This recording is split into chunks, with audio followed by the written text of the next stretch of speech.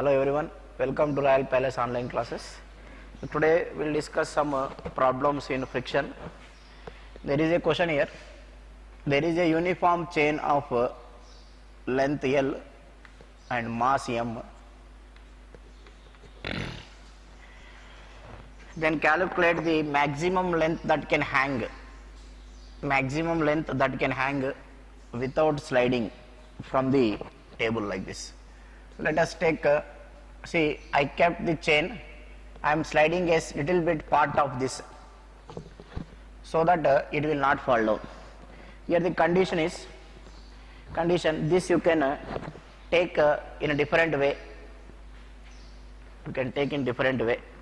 For this I will give one more example. There is a block here of mass M1.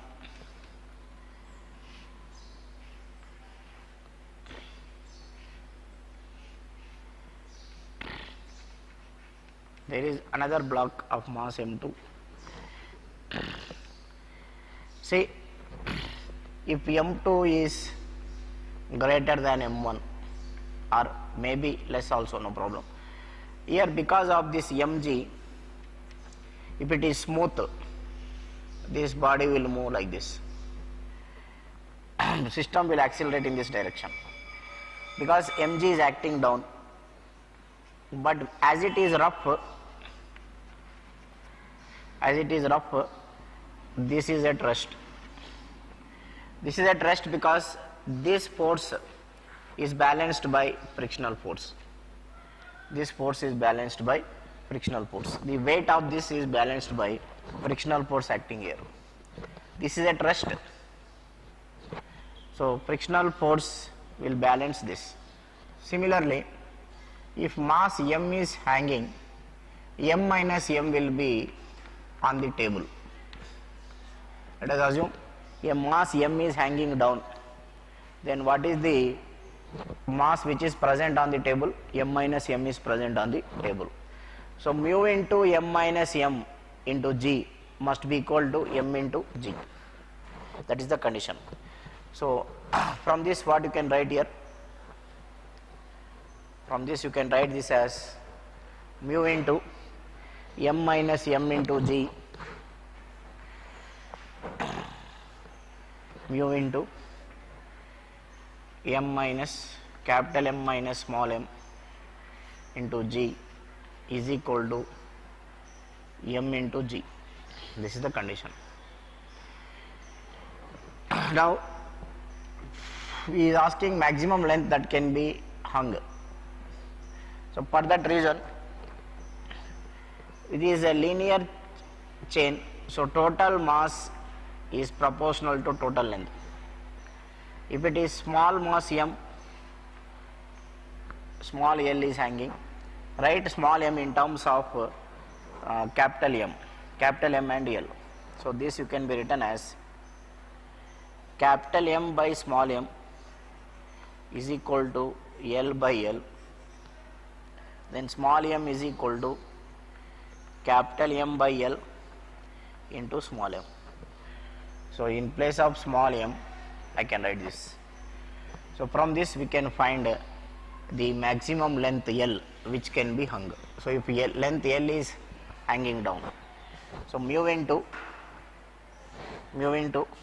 M by L, sorry, M minus M by L into small l into G is equal to M by L into small l into G.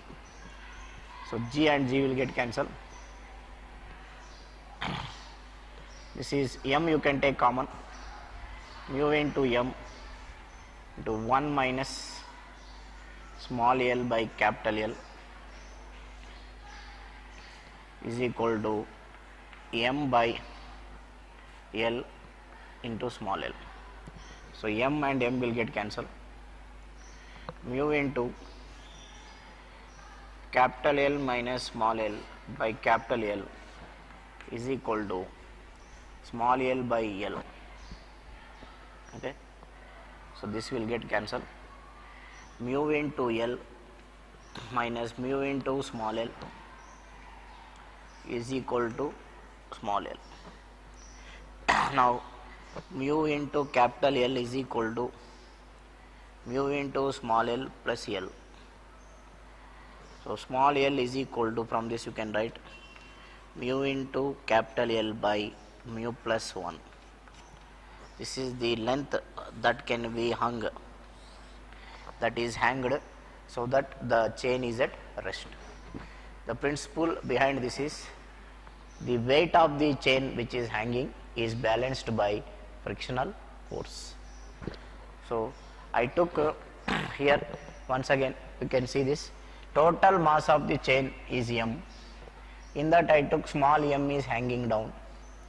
If small m is hanging down, capital M minus m will be on the table. Capital M minus m is on the table means frictional force is acting only on capital M minus m. So mu into capital M minus m into g is the frictional force. That must be balanced by the weight of this m into g. So capital M, so is asking length. For that reason what I have done, it is a uniform chain, it is given already, it is a uniform chain. So as the chain is uniform, mass is proportional to length. If chain is non-uniform, mass is not proportional to length. As chain is uniform, so total mass is capital M for total length L. Then it is small m for small length L. Divide both, m by m is equal to L by L. Small m is equal to m by capital L into small l. Okay. From this again apply, substitute the value of small m, that is m by L into L. Then finally simplify this, you will get the maximum length that can be hung from a table, so that the chain is at rest. So that the chain is at rest. Okay. This is the concept. That is how you are. This is also one of the application. Directly they will give the value of mu, you can substitute and you will get the answer. Next question is, next application.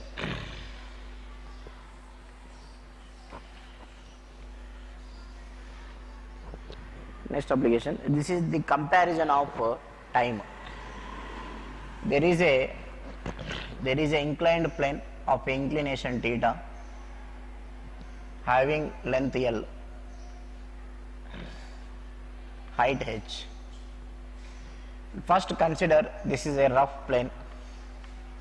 Consider this is a rough inclined plane and a body is sliding down. A body of mass m is sliding down the inclined plane. Sliding down the inclined plane. Let us assume it takes a time t seconds to reach the ground. Takes a time t seconds to reach the ground. At the same time, suppose if it is smooth. Suppose if the same inclined plane, I will make it smooth without any roughness, and I will make the same body to slide. Same body to slide. Then let us take time taken as t dash. So it is a common experience that we can say it will take more time here in this case, because frictional force is acting upwards as it is rough. So frictional force acting upwards, net force will decrease, F net will decrease, acceleration will decrease. So therefore it will take more time. Suppose time taken on rough inclined plane is n times the time taken on smooth inclined plane. Time taken on rough inclined plane is n times the time taken on smooth inclined plane. Then find relationship between mu and n. That is the application. A body takes n times more time on a rough inclined plane when compared with smooth inclined plane of same dimensions. Then find relationship between n and coefficient of friction and theta of the inclined plane. So this is the application. Now How to solve this? Just for a rough inclined plane, first calculate the acceleration. First calculate the acceleration for rough inclined plane. Body is sliding down. This is m. Body is sliding down. This will be mg. If this is theta, this is mg cos theta. This will be mg cos theta, and this will be mg sin theta by using resolution of vectors. Okay. Now as the body is moving down, frictional force acts opposite to velocity in this direction. This is the direction of frictional force. Now acceleration is in this direction.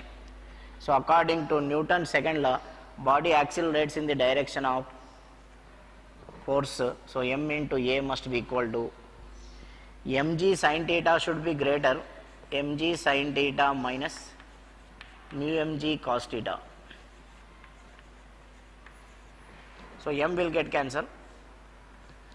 Then acceleration in this case is g into sin theta minus mu cos theta.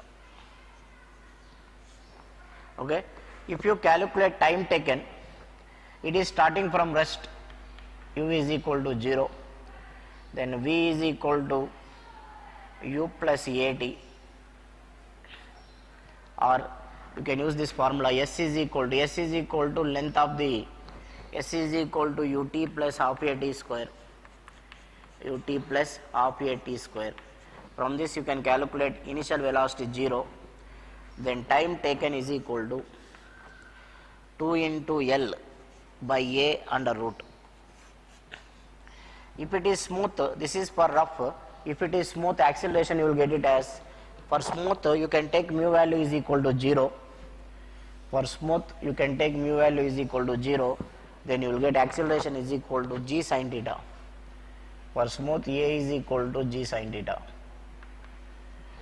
Now from this we can understand time is inversely proportional to, because dimensions are same, length is same for both cases. So time is proportional to root A, 1 by root A. So T1 by T2, I can write it as root of A2 by A1. T1 if I take rough, T2 I have to take smooth. A2 is acceleration on smooth, A1 is acceleration on rough. So this I will take T1 by T2, that is T on rough by T on smooth is equal to root of acceleration on smooth divided by acceleration on rough. Now what you will get? You solve this.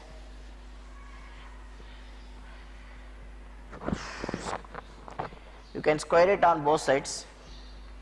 Time on rough whole square by time on smooth square is equal to acceleration on smooth by acceleration on rough. Acceleration on smooth is g sin theta. Acceleration on rough is g into sin theta minus mu cos theta. Okay. Now g and g you can cancel. Then time on rough square by time on smooth square is equal to sin theta by sin theta minus mu cos theta. But according to your question, this is given as n times of smooth, so n ts square by ts square. Rough is time taken on rough is n times of smooth. So ts square will get cancelled. N square is equal to sin theta by sin theta minus mu cos theta.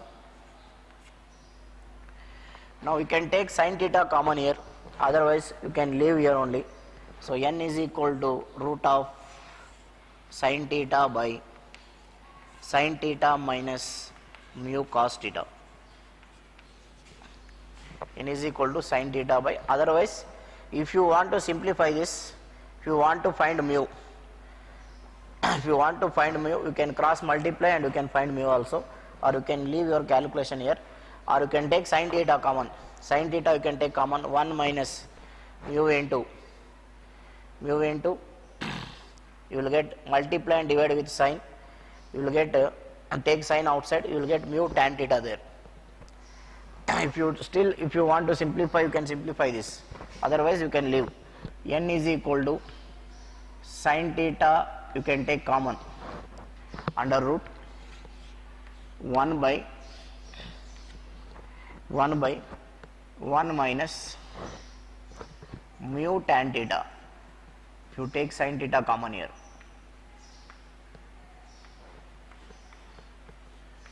sin theta will get cancelled. From that you can find mu also. Okay, this is about the application. And next question is, there is a truck which is moving forward with acceleration 1.98 meters. There is a box of mass m. There is a box of mass m, or take around a box of mass 1 gram is kept. Box of mass 1 gram is kept at the rear end of the truck. Kept at the rear end of the truck, and the truck is moving forward with an acceleration 1.98 meters. Then after what time that box may fall down of the truck, whether it will fall or not, if it is falling, after what time it will fall, and how much distance this truck will travel by the time it falls down. Like this they can question you. This question is based on pseudo force. So once already I explained this in previous video. It is based on pseudo force, as it is a non-inertial frame of reference. So here what happens, truck is moving forward with acceleration a, same acceleration is applied to block. This is the condition you have studied already. So first let us calculate what is the frictional force acting on this. Frictional force acting is mu mg is the frictional force. Okay, mu mg was the frictional force. Then force acting on it, applied force will be equal to, applied force is equal to mass of the box into acceleration of the truck. So mass of the box we took it as 1 gram, it is 10 power minus 3. Acceleration of the truck is given as 1.98 meters, sorry, meter per second square, that is not meters, meter per second square. Now it is at a distance of 1.96 meters. This is the force applied. Now calculate the frictional force. Frictional force is equal to 0.1 mu into 10 power minus 3 into 9.8. From this it is very clear that applied force is greater than frictional force, therefore body starts to move, and there is a possibility that this block will fall down. So now after what time it falls down? So you can calculate by using the formula S is equal to ut plus half a t square. It is initially at rest 0 plus half into acceleration he has given. What is the net acceleration of the system now? Net acceleration of the system is net force is equal to applied force minus frictional force. Applied force minus frictional force. Then calculate the net force, that is equal to m into a dash, that is equal to, m will get cancelled, a dash is equal to a minus mu g. Then take the value of a minus mu g, substitute here a minus mu g into t square, and distance is given as 1.96 meters. From this you simplify this, you will get the time taken to fall down, and within this time how much truck will travel, that also you can calculate once the initial velocity of truck is given.